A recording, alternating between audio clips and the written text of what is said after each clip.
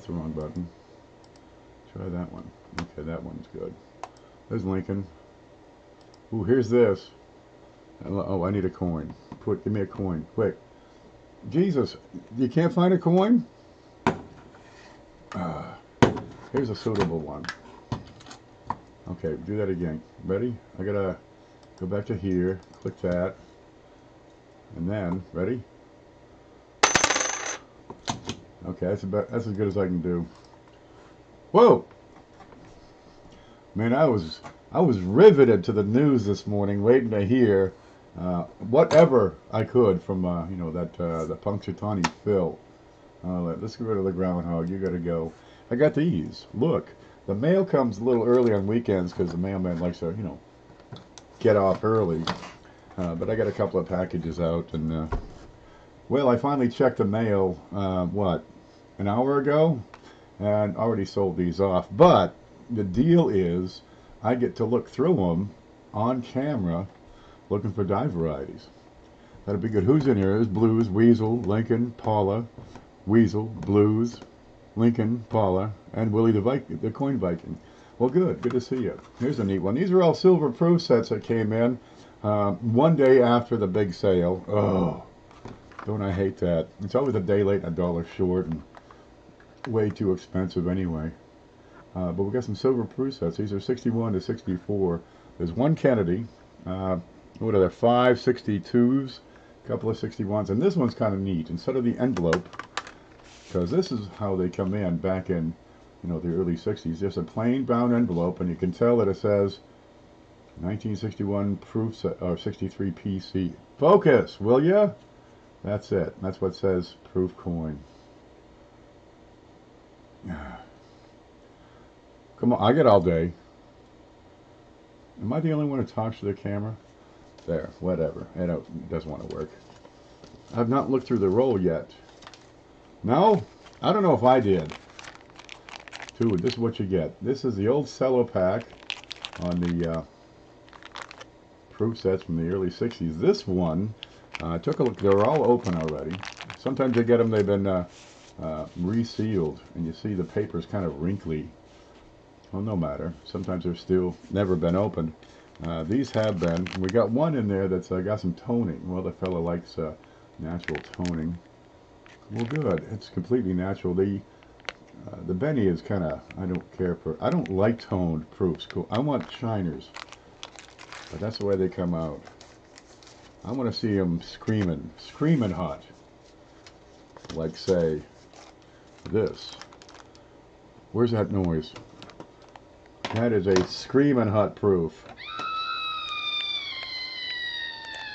Look at those.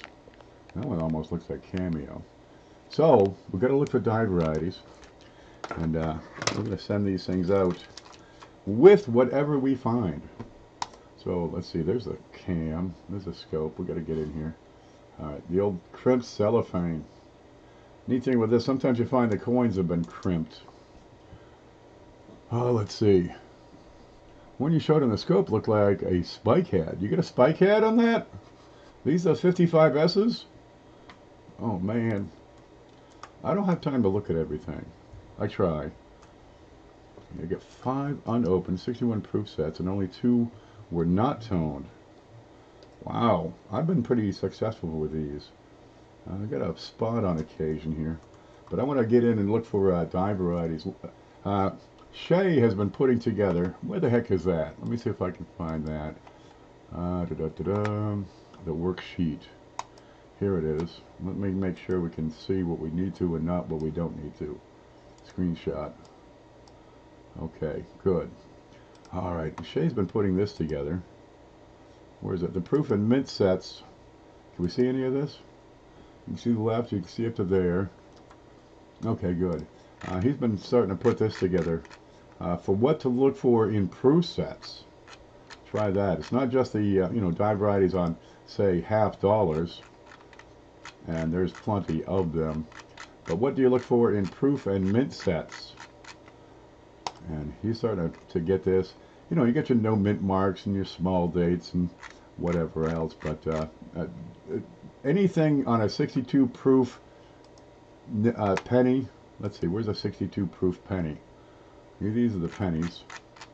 This is my project, and Mantic's doing the halves. Let's see, where the hell's the date? Oh, there it is. 62 proof, 63 proof, 62 proof. I don't have anything listed on 62 proof, but for 63 proof, we got 26 double, wait a minute. What's this? We got 13 double die obverse. No, wait. 7 obverse double dies and 24 reverse double dies. Yeah, okay, this will take a while to put together. Let me get back over here. So that's what we're trying to do. Let's see, there's the chat. There's the scope. So now, you got all the penny varieties, all the nickel varieties, dimes, quarters, half dollars, depending what's in the approved set. And we're going to get through and find them and see if we can find anything in these. We got 10 sets, so we got 10 times 5 is 50 or something coins. Ah, well, you just look at them as you would any other coins. But we'll jump around. Let's get the focus right here. Okay. Now this looks pretty regular for 62. It's kind of tough to do these because you get the reflectivity of these coins, and you're trying to see through cellophane. Got a roll and a half of steels for $1. Man, way back in the day, I had picked up a bunch of steel pennies. I don't know, 100 rolls or something off this one guy, because I found a place to sell them, and I was getting, I think, 7 cents a piece for the darn things, and I was buying them from him for 3 or 4, and I'll call him up, say, yeah, I could use another 100 rolls, and I take the money after I sell them and buy more, and then, because this guy had thousands of rolls of steels, and I met him at a coin show, and he says, what are you doing with all those steels? I said, oh, I sell them. I found an advertisement in Coin World magazine, and I buy them from you and I sell them there. I never got another penny out of the guy. Call him up. You get any more of those? Nope, sold every one of them. Keep your mouth shut. Damn, man. Well, you learn these things. Don't say where you get your coins from or where they go to. Okay, 62 on the pennies. Do we have a stick here? There it is. Okay, on the 62 proofs, one place I want to focus on is the top and the bottom of the L in Liberty. And this can be a real treat, a real challenge. Let's see if we can see this, because we're going to fight the cellophane. But that's going to be a key place to hunt. And I found a couple of these. Not today, but historically. Oh, what do we have here? Okay, loop. One moment, please.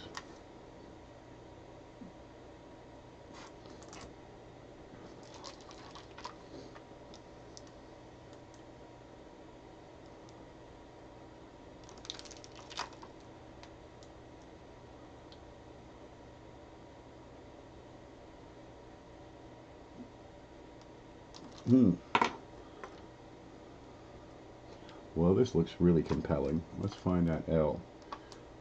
Where are you here?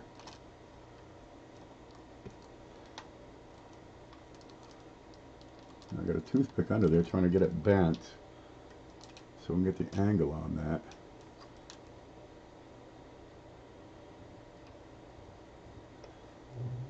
This is really hard. There's Mantic. That was a quiet... Geez, you know, I got up really early this morning to chase that gopher. He ended up under my porch. And, well, I got, you know, packed a couple of packages. That wants more attention. I'm having trouble seeing. Anyway, I took a nap and got up, I don't know, 9. Mantic's already off. What? Well, it was a quiet night, I guess. Well, I got some stuff I could do. So I figured I'd go on. I'm going to look at the bottom of that L.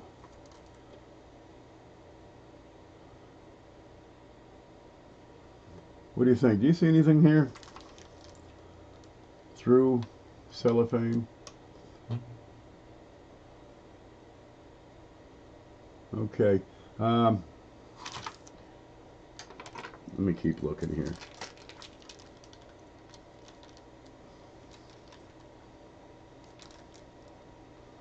Can you see the top of my head okay?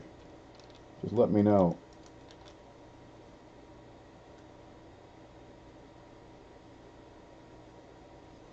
Nah, I think it's just a light playing with me. But the top and the bottom of the L are a great location for double dies on the early 60s. And we'll keep looking over here. Both nights were short. We've been under the weather. Had some silver tonight. Oh, good. I got 10 silver proof sets came in the mail.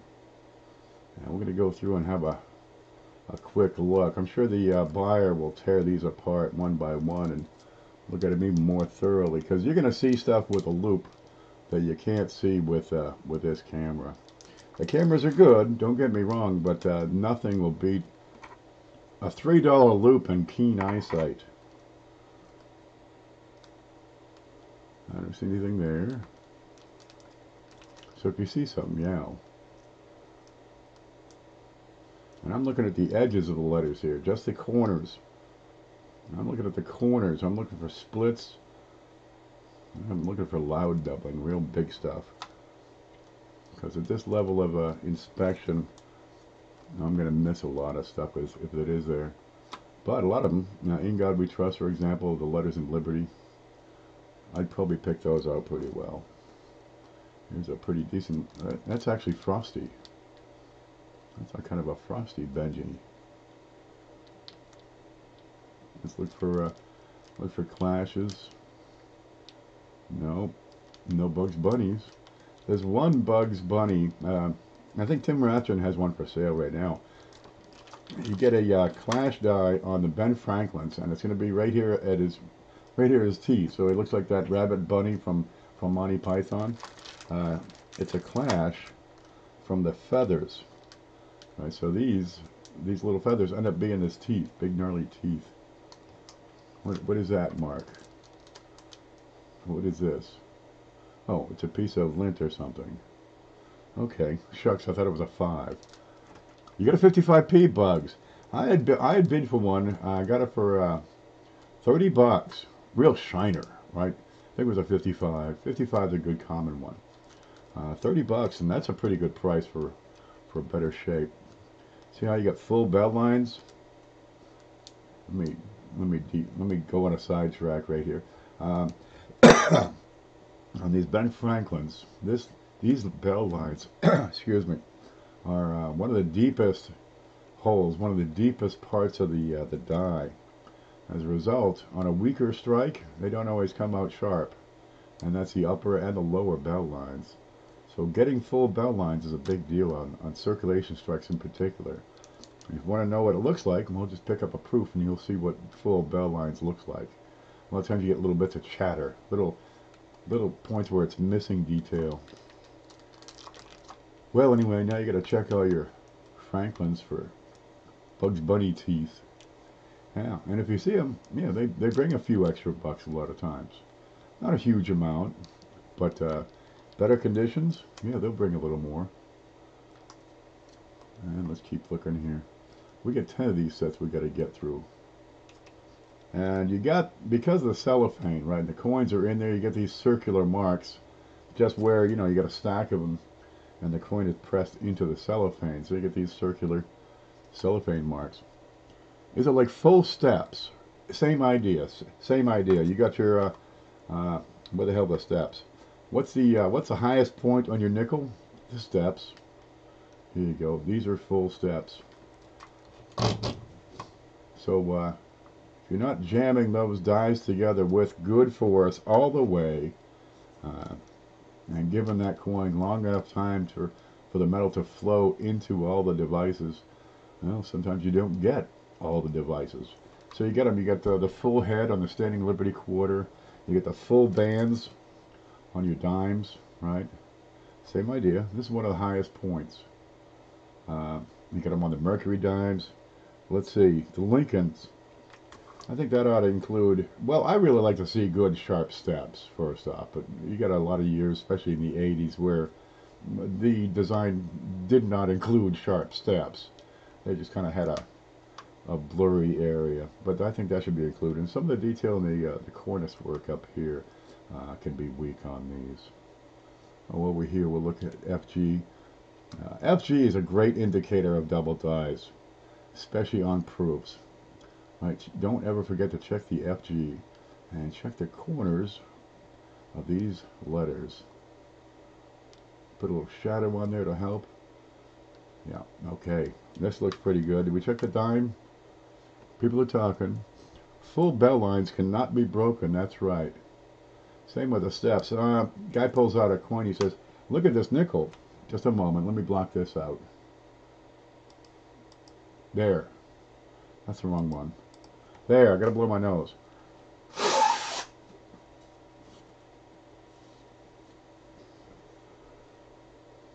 Way to go. Okay, so it pulls out a nickel and says, dude, I got full steps. Well, okay, it's a sharp strike. I'll give it that much, but you got a contact mark going from, you know, the E here all the way up to, you know, sorry, you have the steps are broken from a contact mark, and that's enough to take them out. This would be an example of full steps. You're going to get full steps on proofs most of the time. That's one of the things to look for. When you get really discriminating and you're looking at these, you know, the top grades, that's where that really matters. Yeah, and that's where it either makes or breaks the coin. I will read your email after Ken. Okay, nothing in that one. Hey, Bill J's here. You get any silver today? Man, I saw I was gonna watch, but I just well, you know, I do those long shows and they wear me out. So I took a nap, then I got up at like, you know, 5 o'clock in the morning, put together all those invoices. Then I watched the Groundhog Show, because, you know, it is that time of the year. Happy Groundhog Day. Well, we still have an hour and a half of it left. There. Then I took another nap. Now here's a neat one. Watch this. Go back to your hole. Okay, instead of the envelopes, this one came in a plastic holder. This is an aftermarket holder, right? United States proof coins. Because back in the day they had them in cellophane and the protection wasn't that great, so companies came out with these. It's just a third-party holder. This one's in good shape. There's a little bit of crack right here. No matter. It offers better protection than a piece of paper and a piece of plastic over your proof silver coins. Well, good. I'm going to slide this out and have a look. Let's put that under the scope. Scope, there it is. CJ's here. Well, good. CJ's got the day off, I hear. Okay, these are, what is this? It's a 61. And you see the blemishes in the plastic make it difficult to see. They scatter the light, they reflect the light, you get a lot of glare, and you get a lot of, you know, it frigs up the plastic. But we can have a look. And I'll put a toothpick under there so I can move around, lift it, change the way the light works. Yeah, just work them. Where are we here? God we trust. Now, I don't often find die varieties in sets, but I have done it before. Those satin mint sets are a great source. What do you got here? I've got reflection. That's what I'm seeing inside the B and the top of the 1, the I. Yeah, that's a reflection. But they are out there. The satins are wonderful things. They're easy to pick out. You get them on the nickels, you get them on the pennies. And I keep checking the rest. Am I seeing something there?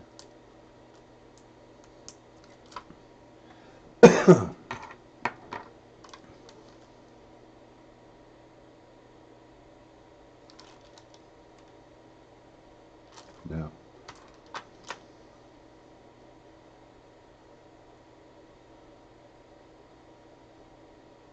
No, I don't see anything there. Okay.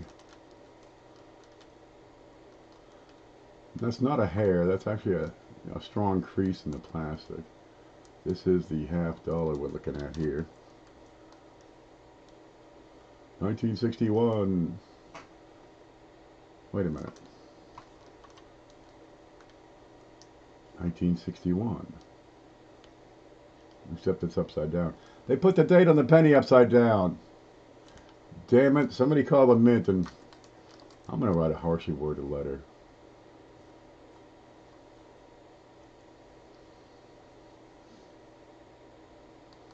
I think 1990, no, 1961, 1691. 1991 doesn't work. Yeah, I think this is the only one. How many other dates are upside down? 1881? Okay, if the circles are even. Okay, we got pretty good steps here.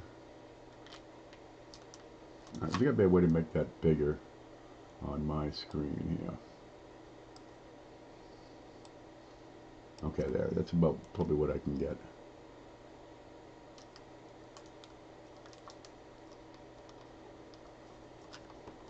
I need that toothpick.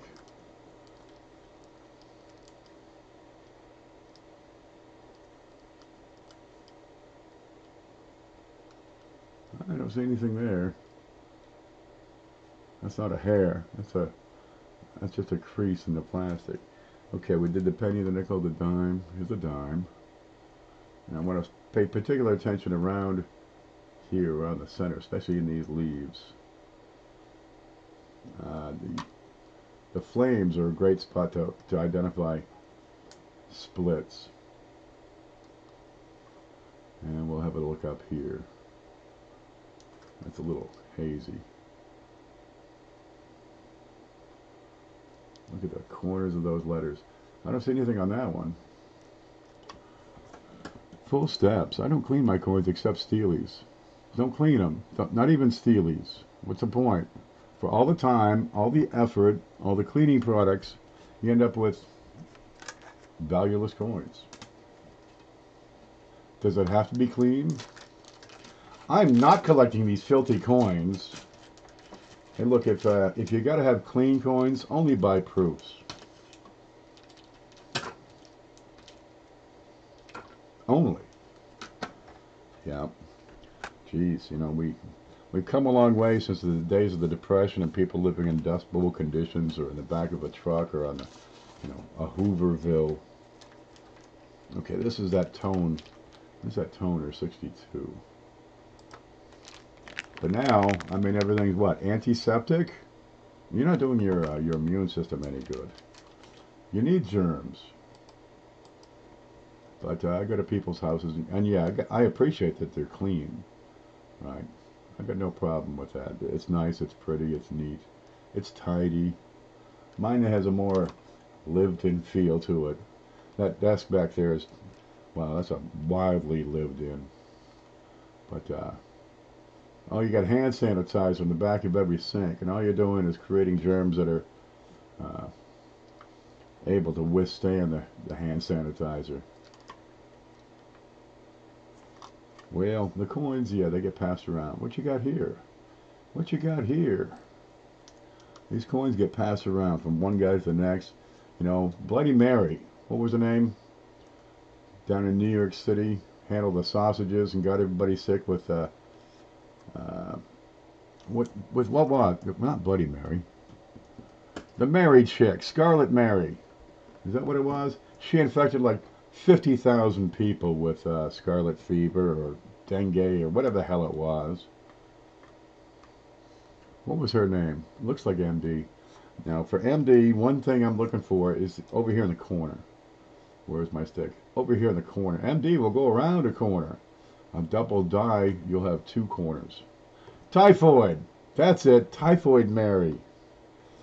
Yeah, I had her. She was okay. Okay, so you got Typhoid Mary infecting millions of people. She probably handled this coin. Okay, so people handle the coins. Wash your hands after you're done handling coins. All right. Who had the coins and they were handling them and they put a picture up, their fingers are black? And if you can't stand the filth, put on some rubber gloves. Put on some cotton gloves or something. That's MD. This is the big toner. And you get some odd discoloration here. That looks like a perfect Y, and a perfect T, and a perfect R. And we'll look at the bottom of that E. Okay, so there is a point to having hand sanitizer on occasion, or washing your hands, especially after handling this stuff, because, you know, you don't know where it's been. Some people do some pretty funny things with these things. Okay, 62, let's look at that L. Okay, I'm going to shift that. We'll shift that to the bottom. But for the most part, germs don't, they tend to live temporarily on these coins, right? If these are going to thrive, you need a coin with a lot of stuff on it, a lot of food for the germs. These coins are dry, they're metallic. Silver, and to some extent copper, have allelopathic qualities. They can destroy germs. Part of the reason silver has always been so handy and desirable for coin making, they kill germs. The kid that was born with a silver spoon in his mouth, it's one thing, he's not sick, because the silver kills germs. Does this look normal to you? That P look abnormally thick? How about the side of the R and B? We're going in.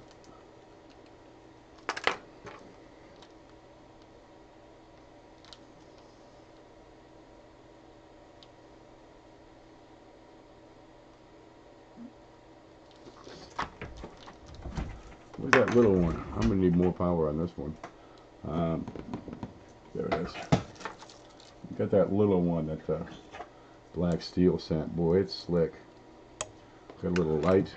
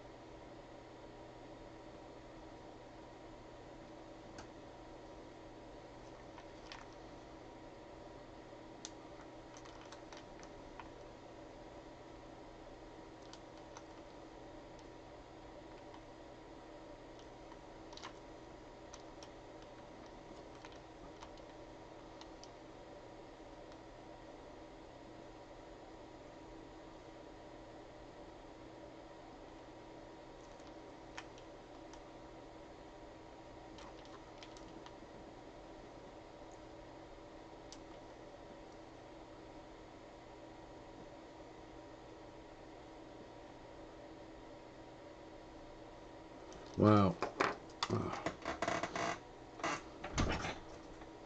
Look at the U. The first U in unum. And how close can we get? Okay, a lot of what I think I'm seeing seems to be just a reflection. These letters, they're not perfectly up and down, they're slightly tilted, so the die can make the strike and, you know, let go. But I have what looks like a little bit of a split on just the U. I don't see it anywhere else. And just that first U. But see the second U in pluribus? This is anomalous. Anybody got this? 1962 proof.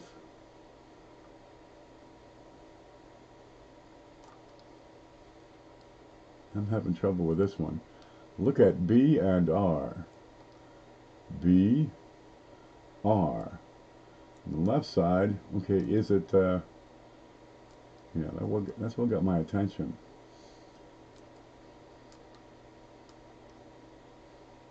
But the sides of the U's, inside of the right side of the first U, and outside of the left side of the second U. Okay, I need a comparison model. What's the date on this? 1962? That's no problem. I got a comparison model right here. There's a 62. Okay, let's have a look at this one real quick. This is the control.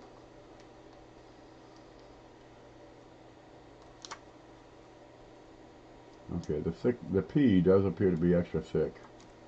Let's try to get the right focus on there. This is a lot shinier.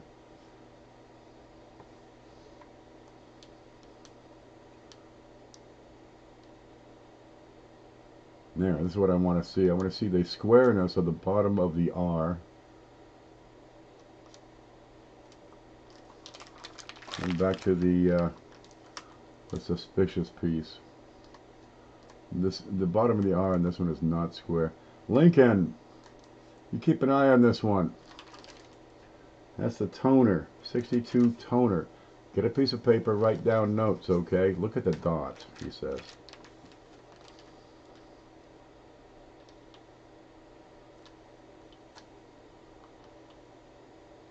Right there in the L, right there in the L. The top of that L. That's a split. That's not MD. You got a winner, baby. Okay, the toner, 1962. Write that down for the $50. There we go. There's a winner. Okay, you can find stuff. Now, meanwhile, back to this one, which is the next one. You can find stuff in these. But these proofs, remember, they put a lot more effort into quality control on these. So if you get double dyes on proofs, a lot of times they are very, very subtle. And they draw a premium. That one's interesting.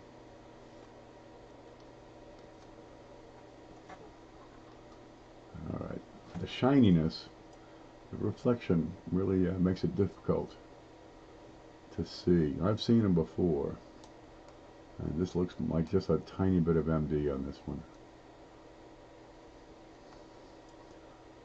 Where are you? What's going on with that R? Okay, and then you get this thing called flat field doubling. Look that one up. It's like a MD on a proof, but because they use so much heavier pressure, those secondary devices, the secondary marks created by mechanical doubling, go all the way down to the fields. So instead of being a flat shelf, it's like roadkill. It's been squished flat. And some people think it's a desirable element. I don't. I like a sharp. I like a perfect proof. Okay, that looks more like flat field to me. Okay, what do you got here? This is the back of the quarter. That looks pretty normal. E, P, U. Alright, there, see? This is the split you want to see. This is a 1962 proof. And this split right here between the E and the S, if you find a gap that wide on a business strike, you've got what's called a type B reverse. And they are almost always a premium. It's like the wham reverse. And it's a proof die being used on a business strike. Well, it's what they did during that period. They did a lot. Sometimes you get these Roosevelt dimes, they're proof-like. What is that? What is that? That's a crease. Okay. But when they used that die and created it with a different design, yeah, that's a winner. I got one around here somewhere. And it could be a substantial premium. You know, a regular coin costing $10 with the proof reverse. I mean, you can add on an order of magnitude sometimes for real high grades. And the best part is, if it's the proof reverse they used, it's usually a much stronger strike because the details in the details in there. Hi, Willie the Viking King. There's Levi. Levi won the Groundhog's Day giveaway this morning. Ooh, I won. Liz stopped in. Liz Canuck, digging with Liz. She stopped in, and I guess I had won something on her show. Well, it's a Canadian $10 bill, the vertical one, and one of their poly something notes, polyester, polyurethane, polygon, something or other. So we're going to look at that, but I don't collect currency. So I said, I'll just put in the big show. And we'll get a lot more mileage out of that. We'll talk up Liz's show. And you're going to find her tomorrow, what, 10 o'clock? Okay, here's the thing. Do you watch Liz or do you watch Mantic? It's tough. Look, there's good stuff on this. There's good stuff on sometimes. Mantic runs a couple 3 hours. Liz runs about an hour. Well, check it out for sure. But get back to Mantic and spend money and keep him in the manner to which he's become accustomed. This looks kind of frosty on this. See the nice frosty letters? Let's put some light on there. You can still find cameo proofs in these. That's not it. You can still find some cameo proofs. Okay, that it's better, but I wouldn't go as far as calling that cameo. Well, it is better, isn't it? That's not too bad. Let's look at the front. But to be cameo, it's going to be both sides. And the front is more brilliant than cameo. I don't have much contrast on that one. But you can still find them. Quarter looks okay. Alright, now we'll look at the fronts. Congrats on your win, Levi. It's right here still. I gotta pack it up. There it is. We'll get back into this. Let's look at that date. And let's look at that Liberty. And I'll look at the bottom and the top of the L. The top of the L is just a little, just a little bump. About the width of the L in height. And I gotta fight with the cellophane on this. So if I see something anomalous, I gotta go to the loop.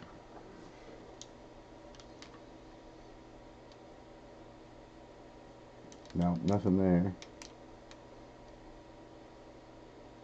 And nothing on the date. There we go. Let's have a look. Not a bad looking piece. Keep on it going. Alden says, mine always is, Levi. Typing is even worse for me.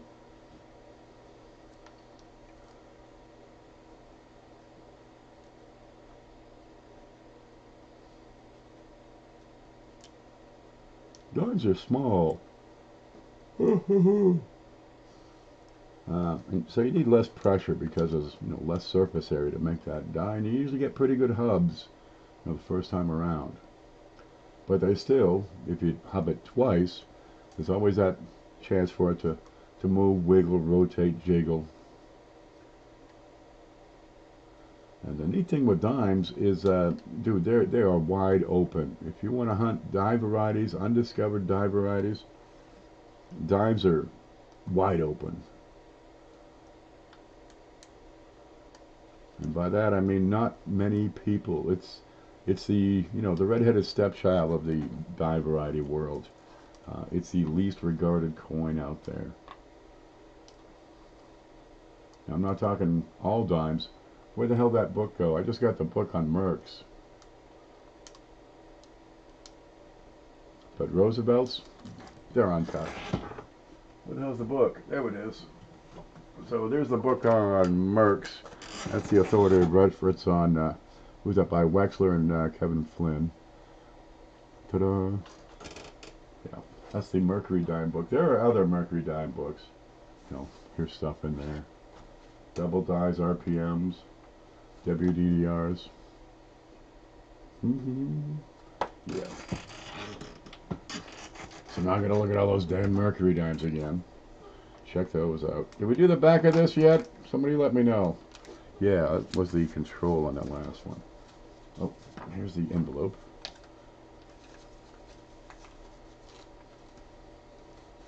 Okay, I'm stuck here. You got to separate the cardboard so you get the coin between the two sheets of cardboard. Here's what you get in an original mint set. You get the envelope. You get the flap of coins. You get the little aluminum stampex. You get two pieces of cardboard. Right there. This is original. That's the seal from the thing. And you get the piece of paper. You get the propaganda that says,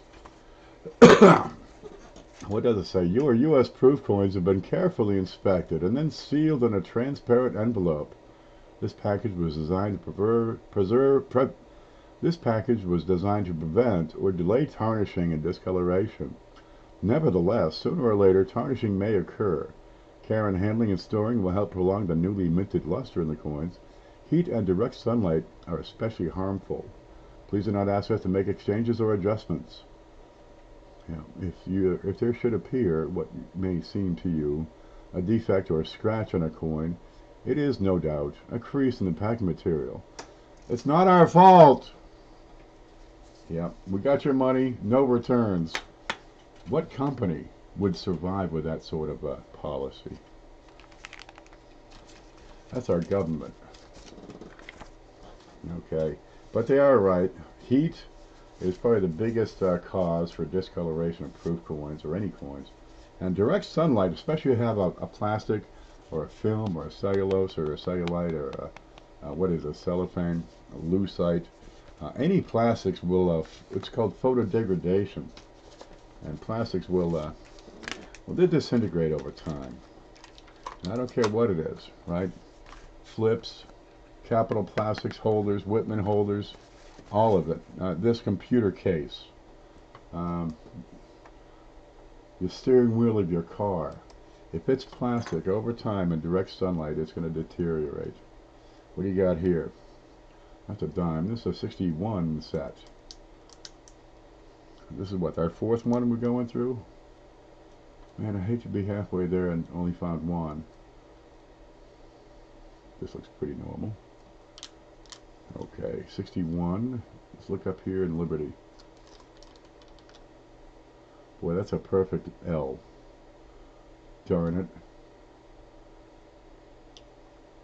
Find the date.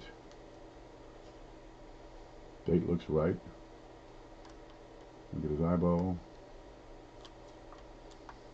Capital Plastics made holders for flexible plastic sets. Did they?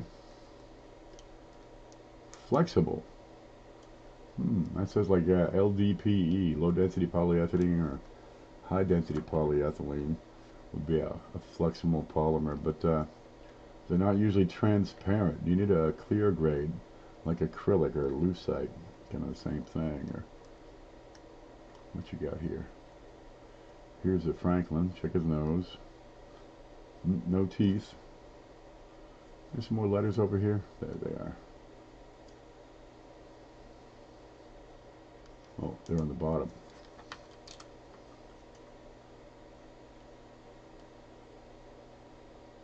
Looks good. A quarter.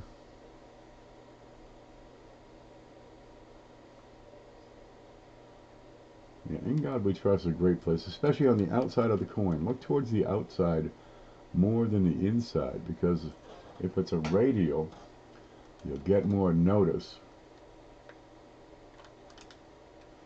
Because for the same degree of turn, you're going to have a greater distance farther from the center of rotation. And I'm going to look at this. I've seen this little, what was my pick? The little hook on the R is kind of common. You'll see that a lot.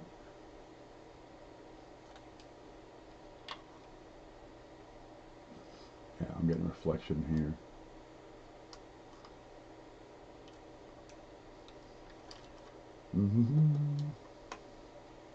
Okay, did that side. Let's get the other. E pluribus unum looks good. Let's go over here. Look at the A and the R. Check the C's. Check the places where the points come together, but they're not at 90 degrees. Like the point of the C or the S or the R. That's where you got to find these things. See the C, how it comes to a point. Yeah, we got a lot of cellophane. Now, if I push on the cellophane just off the coin, right, I'll get it to stretch, and that'll move it enough that I can see if am I seeing something on the cellophane or on the coin. Otherwise, I got to take the whole thing, shake it around, shake it like a baby to get it move, and then look at it again. Okay, that looks good. dime. Let's look right in here in these leaves.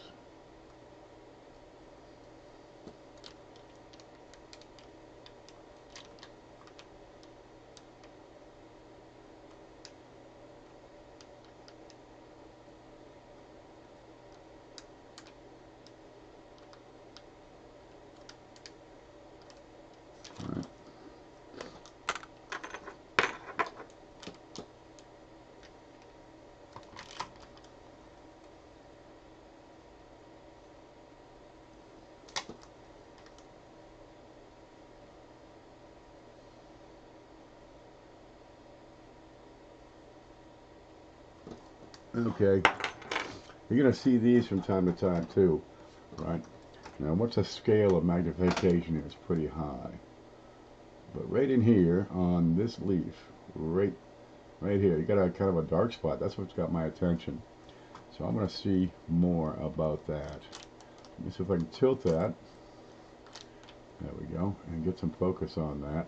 And it's just a small strike through area. You're going to get these on these proofs. They're tiny. Modern ones, it's a little piece of debris in the machinery. That's all that is, and it's not enough to. It wouldn't give me cause for concern, but I want to check it out, and you're going to see it right in here in this particular case. Boy, that's hard to see. Yeah, just something got in there.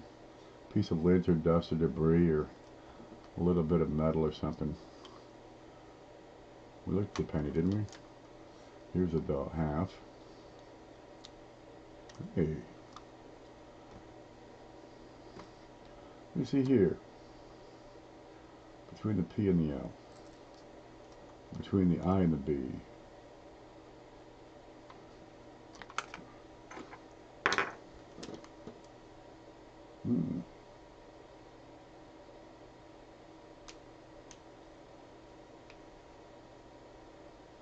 You don't see these often.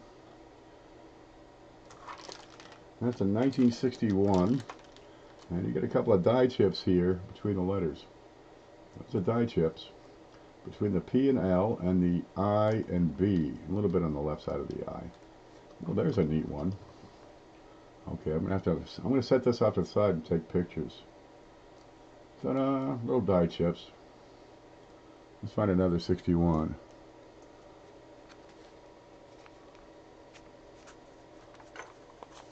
There's 161. Yeah, there's another 61 in there. Let's look at this one. Do we miss it? Or does it not have it? Okay, there. We're looking at P. So this would be the equivalent of a BIE error. It's just a die chip, but you don't often get die chips on proof dies. And this one, you can see the difference. See? You get a nice clear separation between the P and the L and the I and the B. Oh, good. Well, there's two things. Now, one thing we're doing that with that blog, with that website, is we're recording things such as these funny little errors, these funny little differences. This would be a die variety. And who's got a record of die chips in the letters? Well, you know, they got them for BIE errors or varieties on the Lincolns. We ought to have them for a whole lot more. You get them. You get the pooping horses. It's, again, a die chip. If they're in a prominent location, it should be recorded. A little bit right here in the N as well. I use a wireless scope for iPhone. Wow, I need wireless everything, man. I got about 35 pounds of copper wire on this desk.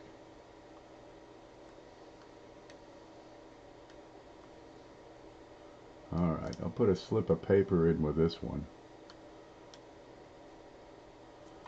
And I'm going to set this aside and take some pictures. Where's my slips of paper? There they are.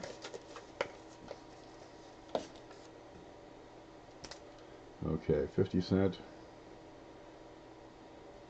Die chips. EPU. With my I know there's an envelope that just came in. There. So I've got a slip of paper tucked in the envelope. I'm going to keep a look at the rest of these.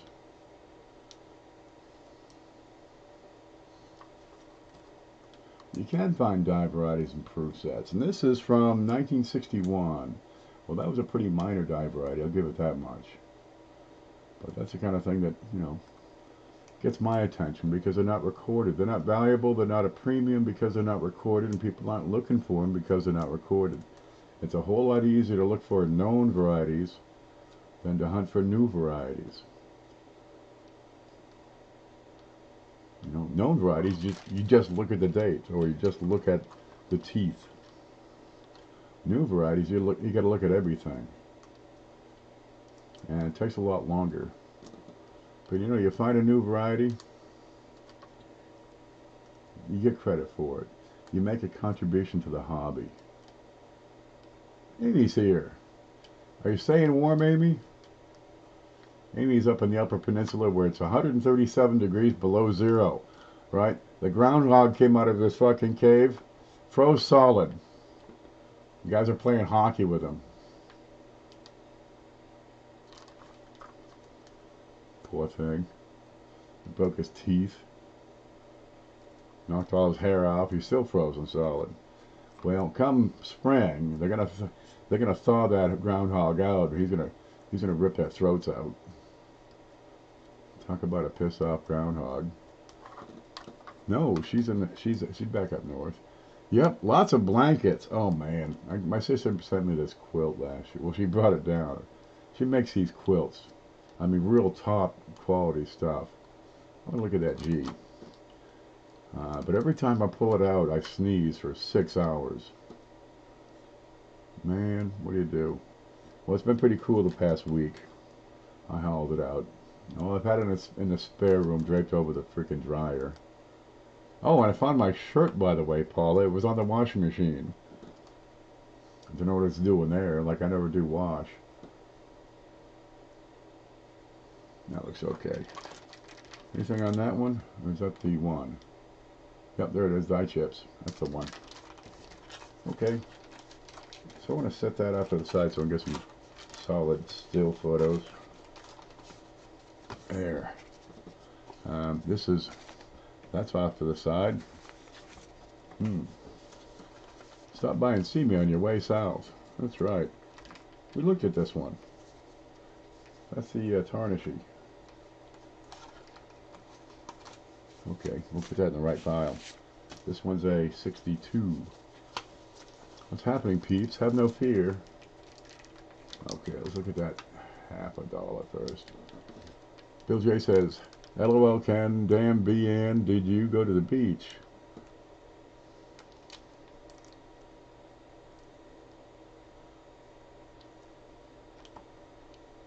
You're like 17 guys out on Lake Michigan. Beating that poor frozen groundhog with hockey sticks. It's part of the culture. They do it every year.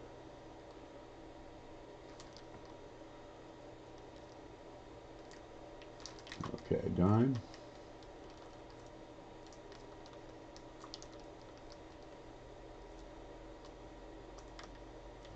But once that thing thaws out, man, that's a pissed off groundhog. 62. Now, the nickels, one thing to look for is my pointy stick. Here you go. One thing you can look for on the nickels are little pieces of extra metal above the word Liberty and in the date. And you also find them on the other side in God We Trust.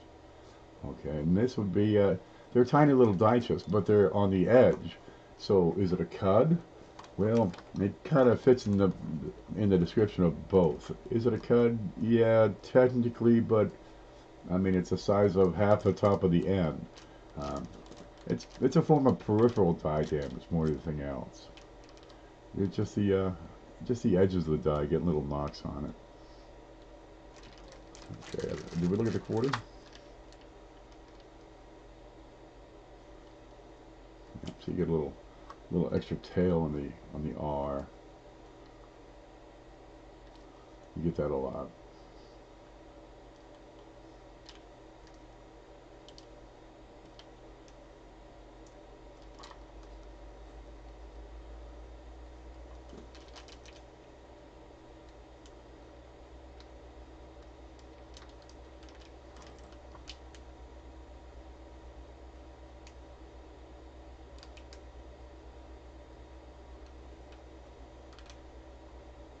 Oh, this looks okay, I guess.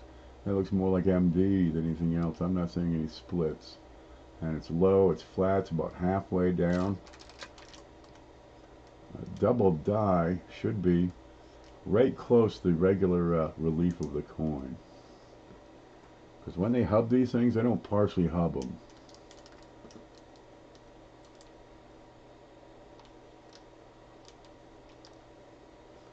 Yeah, the top of that T has no split, and that extra bit of design is lower than the adjoining section of the Y. There's a little bit of MD on there. Okay, look at the other side. I mean, I hate not knowing much yet. I'm going to win on your show someday.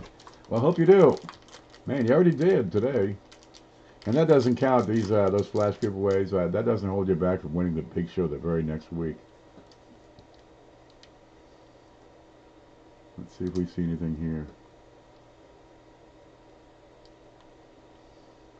Watch this. You twist the coin and you twist your head right with it to try to keep. Whoa. Try to keep up. Well, I was reading one post. A girl in the coin out group. She says, "I suck at this. I'm gonna quit."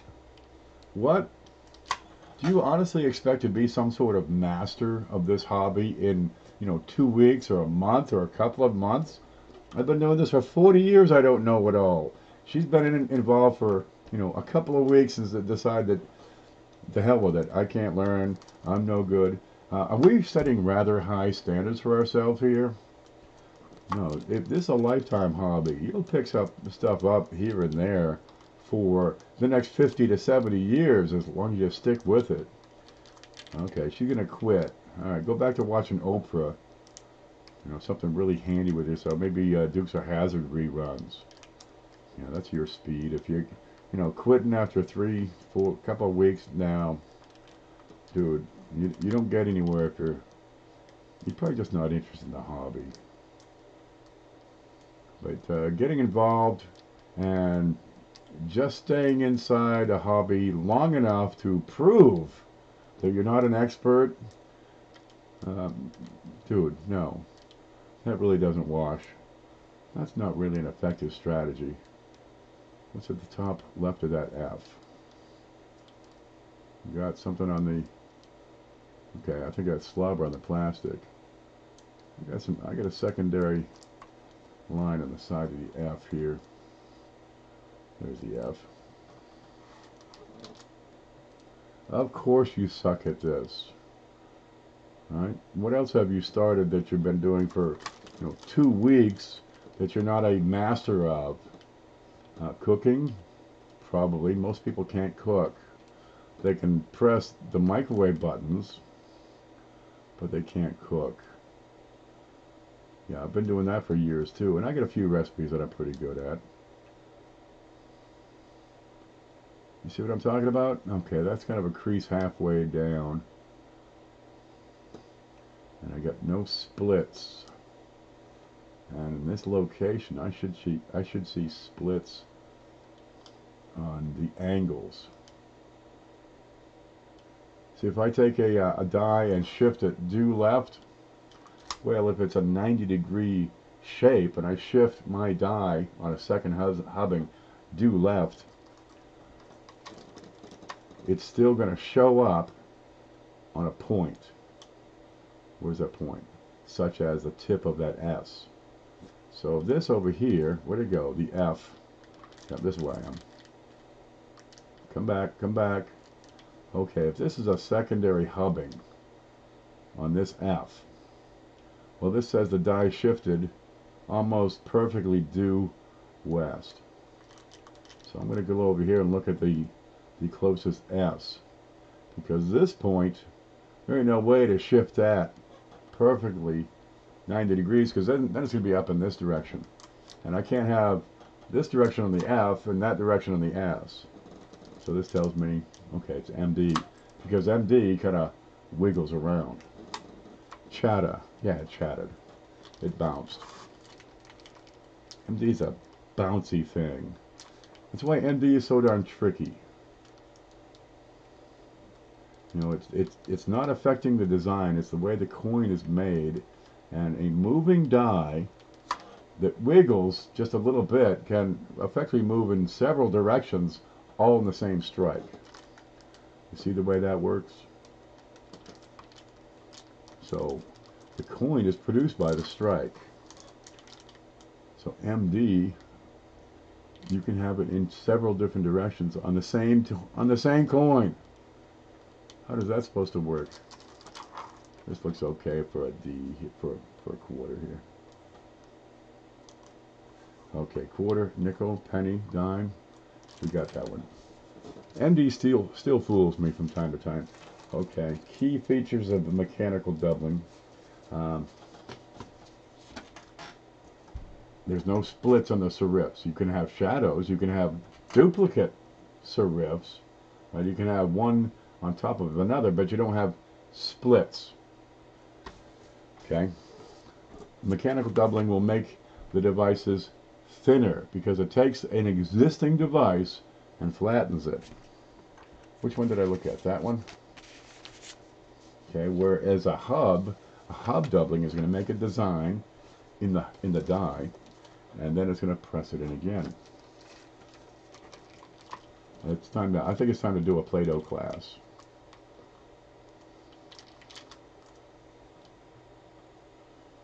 Yeah, MD is tricky. You got to get your head around MD and understand the process by which it is made, and you can better understand it. You can better identify it when you see it.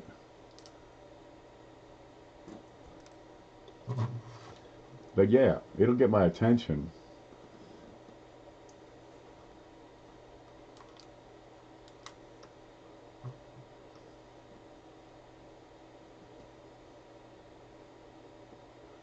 Okay, see the top of that R? I've got a secondary line here on the top of the R. But that R is thinner. It's not the regular thickness. That secondary line would make it look thinner. That's MD. I'm going to look at it.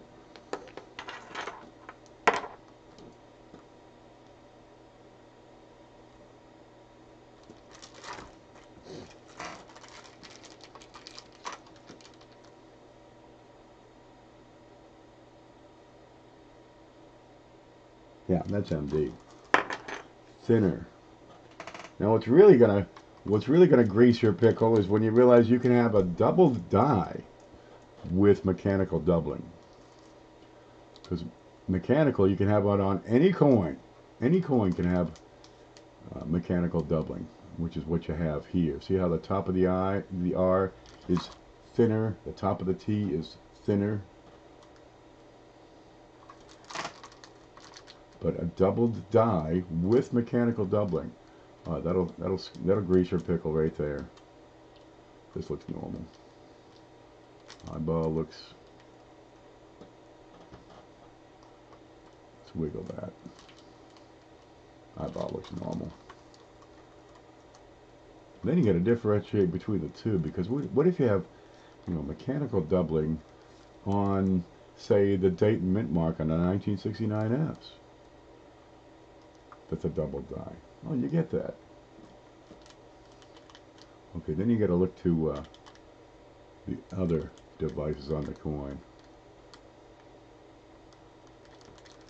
because hub doubling is it's the effect of the die being doubled, being hubbed a second time with some change in position between hubbings.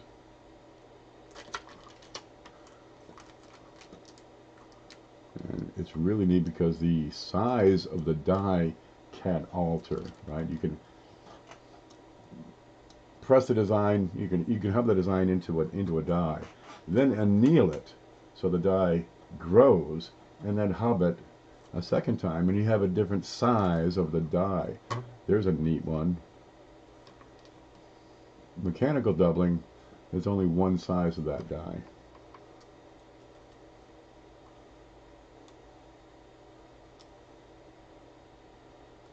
Okay, this looks normal now. You saw focused and it looked normal. Funny the way that works. Do we look at the half?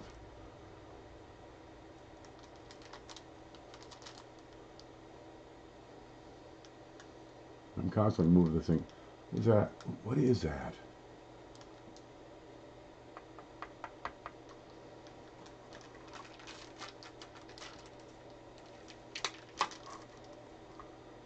It's gone. I think it was a potato chip or something. Lint. Yeah, they'd be cursed lint. Now what do you got here?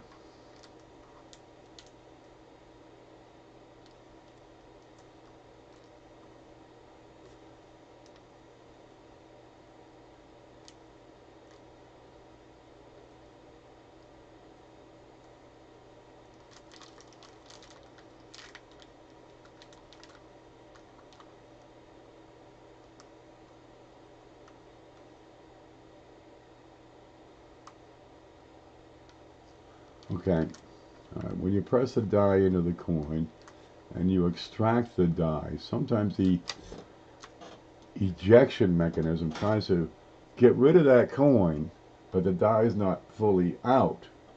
So you get these, you get some raised ridges on some of these devices where the die and the coin and the planchet rub together during ejection, and it's going to be usually up here at the, you know, on the edges of the letters. Could be on the left side or the right side, and you get these little bumps like this. That's all it is. This is not important. Just, you know, it just kind of rubbed on its way out and lifted the metal just a bit on the coin.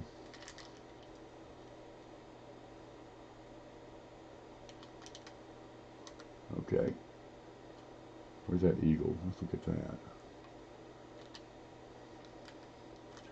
But it's the small devices you can pick up doubling on the best, because they don't have as much detail. There's a limit to the size of the detail on a lot of these, right?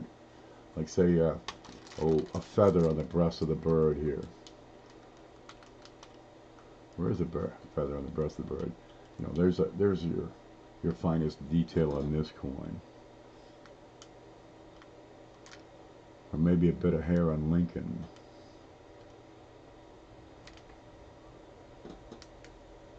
That's a little light. Or the stairs here, you know, that's a fine detail. Straight lines can be longer, but very fine. Straight lines are a simple detail.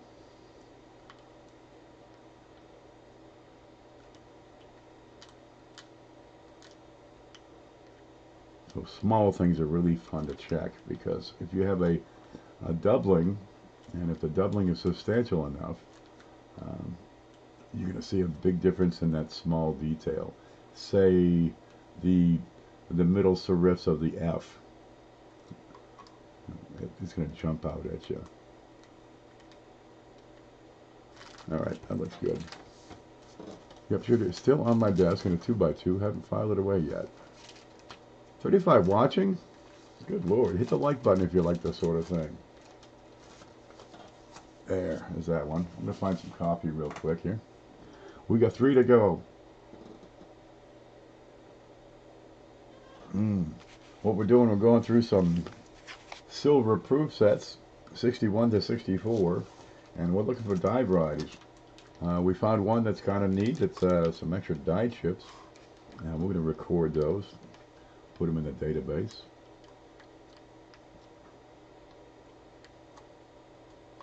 What you got here? Because a lot of people that go through these coins, and you know, you see them doing a sack of wheats or some pennies or $50 or something, but who goes through a stack of proof sets? I thought it'd be a good a good way, because I look at every darn thing that comes through this desk. Well, I try to look at everything. Apparently I didn't look good enough with that roll of 55s that Blue's got. Well, that's okay, good. But you can get varieties on anything.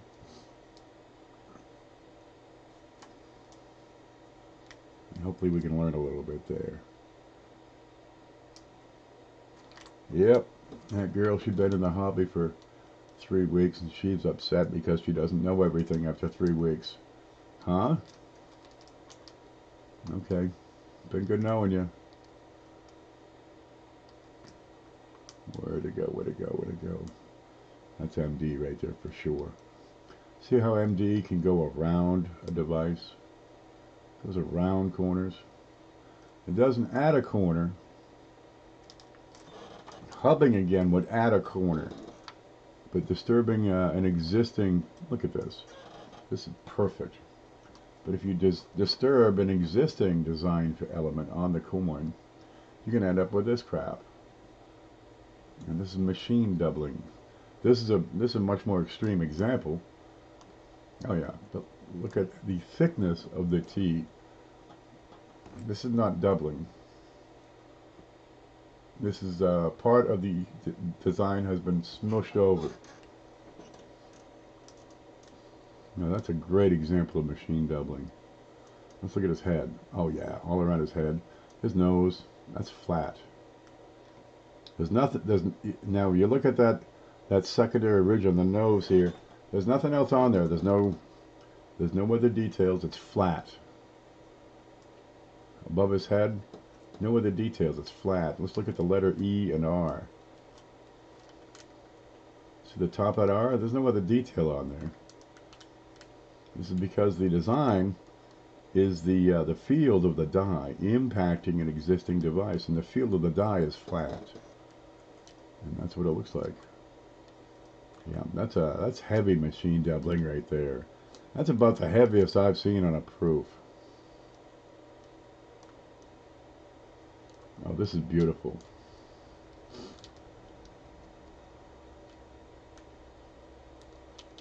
That's freaking beautiful. You see the field, which is the high point on the die. Where is my pick here? The field, which is the high, you got a post inside the B. So if you got mechanical doubling, that post is squishing this other part of the B.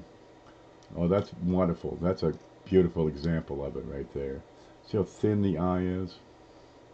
See how there's no splits? There's no splits anywhere here. This is a glorious example. I love that one. How about that? I gotta take pictures of this one. Yeah, that's about as big and bold machine doubling as I've ever seen. Now, it's not the die that's doubled. That post in the middle of the B got squeezed into the coin, and then it got squeezed in someplace else, a little bit shifted, but without enough force to complete the strike. And that is what MD is all about. Let's back this up and look at more. Oh, this is a good one. What you got here?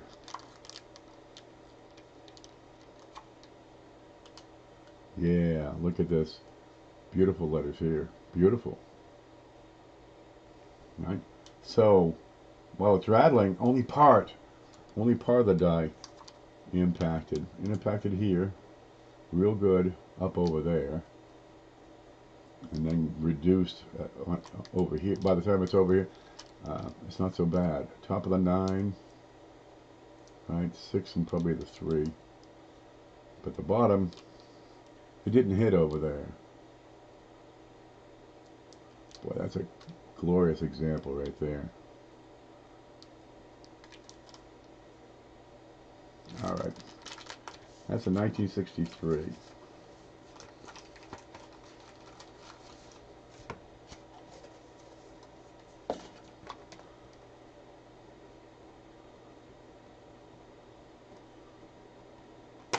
Massive MD. I'll put that in there. I get a note on that one. Whoa, come back up. What's this one? 63. I want to look at the 64. Oh, you can get MD on proofs, absolutely. What's this?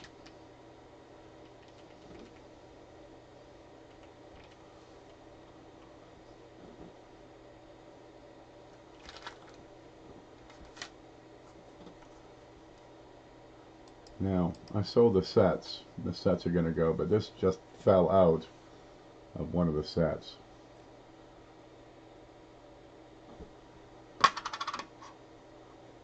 I'm keeping this.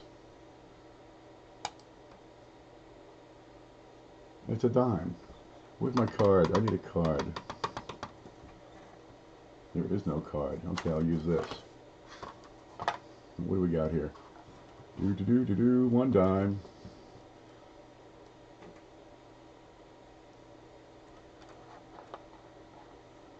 Oh, look. It's an early one. Not a barber, it's a seated. Pretty wore out. By the color, it looks like it's been cleaned a long time ago. 18. Oh, that's a beater right there. We'll put this in the big show.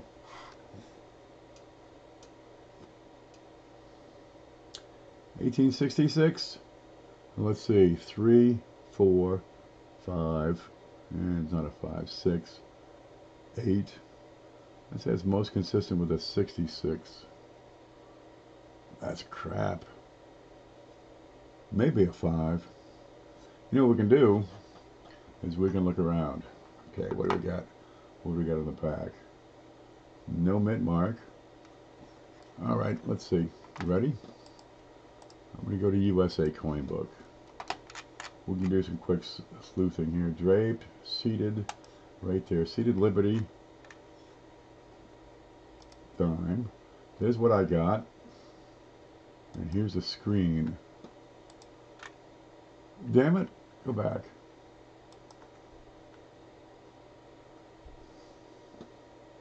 Okay, we got this reverse. That's normal. Through 55. And then they changed it here in the 1860s. So it's not an 1860 or later. That puts it about a 56. And now we small date or large date. We'll have to look at that. So it looks like yeah, 56 is what it would probably be right now. It's not a 4, and I'm sure it's not a 3. No, it wouldn't be a 36. Okay, let's go to 58. Small date, large, there. This is what we got. Right? That looks to be a large date. Scope. That's not the. That's the wrong damn side. Large date. Let me move this over here. Nope, I can't. I'll leave it right there. Here's a screenshot. That's a good match for the large date.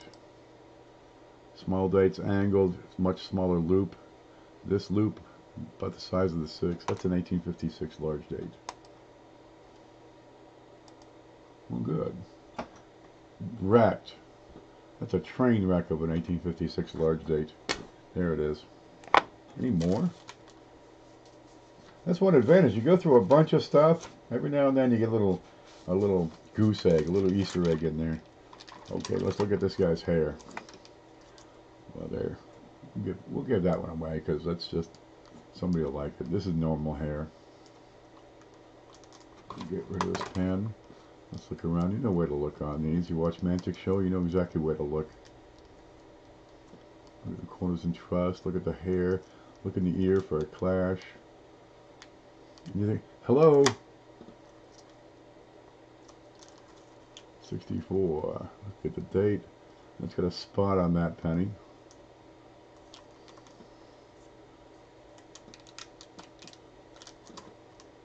This looks pretty normal. Yep, there's some kid crying his eyes out right now. I can't find my dime. Poor kid. What's going on the bottom of that 6?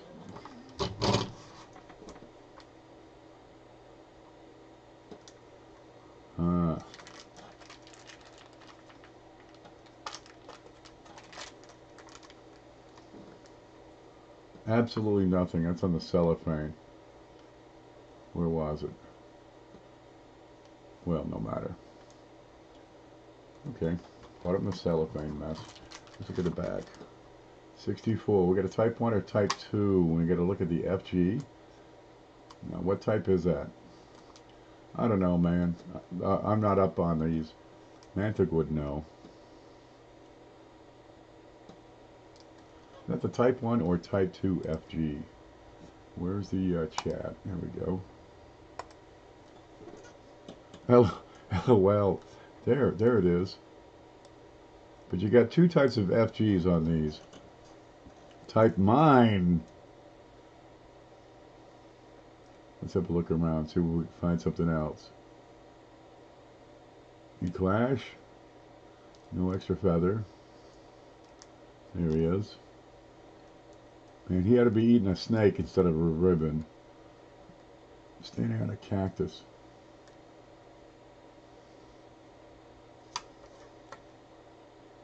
Quarter looks pretty straight. Flanged. Way to go.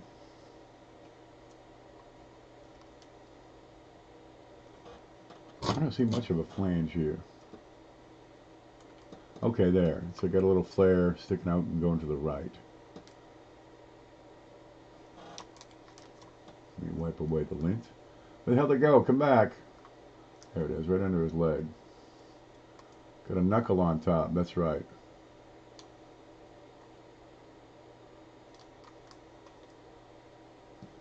Man, it's hard to look through plastic to find these things. Well, that's what I got. Beep, beep. Okay, we'll move on. There's your F and FG. That's right. I'm too close in, I think.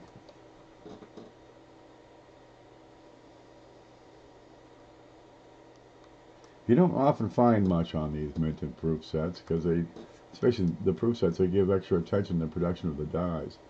But every now and then you do. So far we got a monster MD, but we got a die chip over there in that $1/2. And we'll get some good pictures of that and put it out up in the database. Okay, we got one left.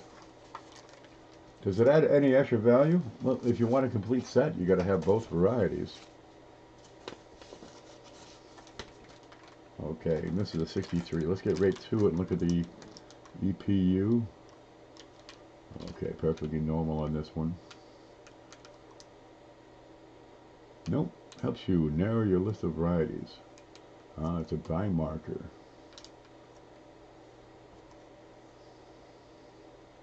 Inner workings of the bell. This bell should work. It's got all the parts.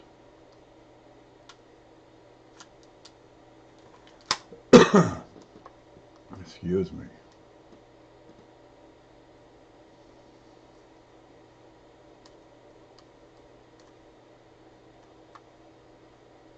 Oh, how come I'm sleepy? I just had a nap for like 6 hours.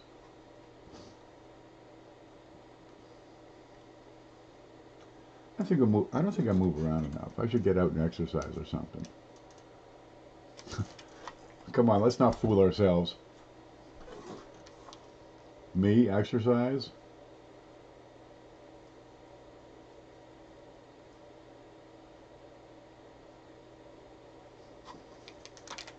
And the front's here. Never gonna happen.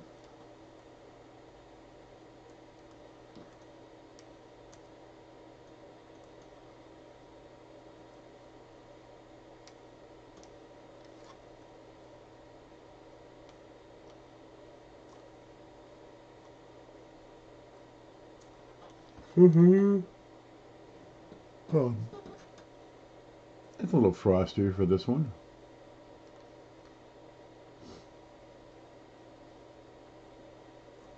Okay, well there we are. We got through them. Well, we got the one that's pretty well toned up. For the most part, they look real good. There's a 64 penny with a spot. There's a die chip on the one. And you get that one with the huge mechanical doubling. Anything on that? I gotta look at that L. Now, that's what we got. Bye bye, colon. So tomorrow it'll be nicely toned. I just swallowed the nickel I was looking at under the loop. Yep. This too shall pass. You'll be okay. Give it time. Eat some prunes. Go to my sister's one time, right? I haven't had prune juice since forever. I mean forever. Maybe when my grandmother was, you know, when I was 5, I had a taste of some. Went to my sister's house and she had some prune juice in the fridge. And I'd been selling lollipops all up and down the Cape all day, and I got in this hot day, and got a glass of that frickin' prune juice in me, and well, dude, it was pretty good. So I had another glass. It was pretty darn good. Chilled, went down real smooth. I couldn't leave the house the next day though. Couldn't do it. I turned, take a couple of steps. Ooh, gotta run. Couldn't do it. That destroyed a whole day. Should have made a few $100, you know. Okay. Those would be good. Where'd that one go? We got this one set aside, and we're going to take some good pictures of that. Vitamin dirt. Have you found any coin for me? What kind of coin you looking at? I got all kinds of them around here. I got some 71Ds. Gotta run. Hey man, when it's time to go, you gotta go. What do you got here? Got some 71Ds. Yep, I went through this whole damn roll, didn't find a thing.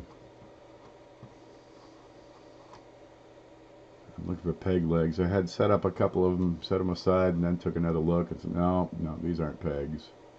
These are perfectly normal. They're in pretty good shape though, for a bunch of bags. How's a half-cent inventory these days? I ain't got a one. I'm going to use a bathroom. I'm going to show you this one I'm going to bid on. Stand by. I'll be right back. Here, talk amongst yourselves for a bit.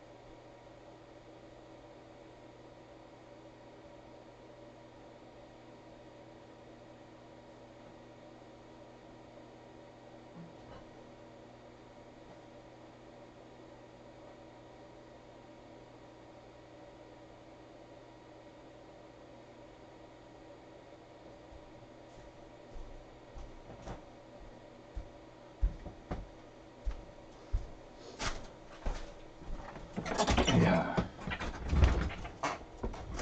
Do not clean coins. Don't bother cleaning coins. You'll waste your time. You end up with a coin that's been cleaned, and they have reduced value. Okay, I'm going to go to eBay real quick. Is it open? There, look, it's still here. Screenshot. Can we see it? Let me see if we can see it. Oh, yeah, there it is. Come on, move. There you go. Okay, I put this on my watch list. We had just a show we're hanging around. We went to Google Hangouts. Like 8 people got involved. We're just chatting coins, and Cindy was asking about these old ones because she saw one. It's just a planchet, right? She's wondering, you know, if a guy wants $500-600 for it. Is it worth that much? How can that be? Okay, well this is a 1794. It's got a lettered edge, which is kind of neat. There it is. I could probably blow that up.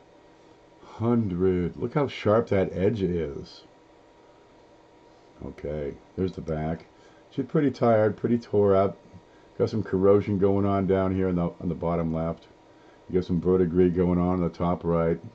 It's been pounded. You can see it's kind of distended over here on the right. It's warbled. Dude, it's wore out. How can they be worth that much?